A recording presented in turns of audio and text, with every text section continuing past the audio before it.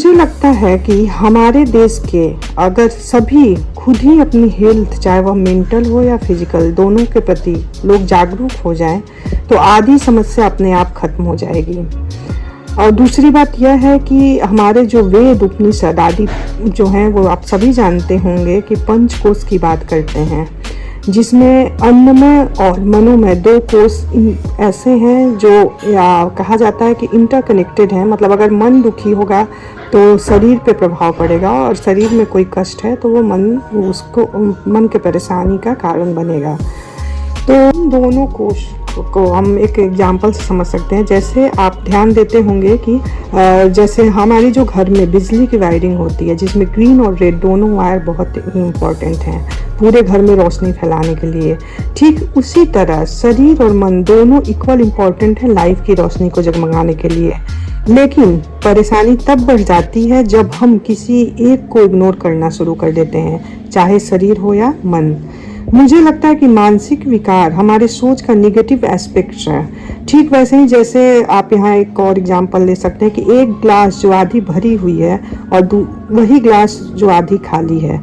अब ये हमारे सोच पे डिपेंड करता है कि हम ग्लास को भरी देखते हैं या खाली।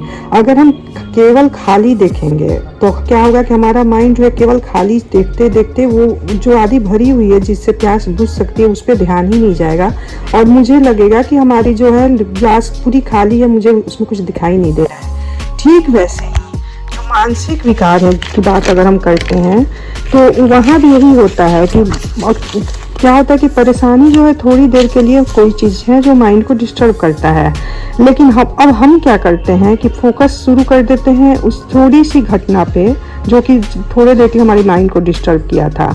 और जो हमारा जो है वहाँ पे एक प्रॉब्लम ये है कि हमारा विल पावर इतना वीक होता है कि जो थोड़ी सी परेशानी आई थी उसे हम आदत बना लेते हैं, और नॉर्मल स्टेट ऑफ माइंड के लेवल को क्या होता है कि वो आदत बनाते बनाते वो मेंटल इलनेस में कब बदल जाता है हमें पता ही नहीं चलता है।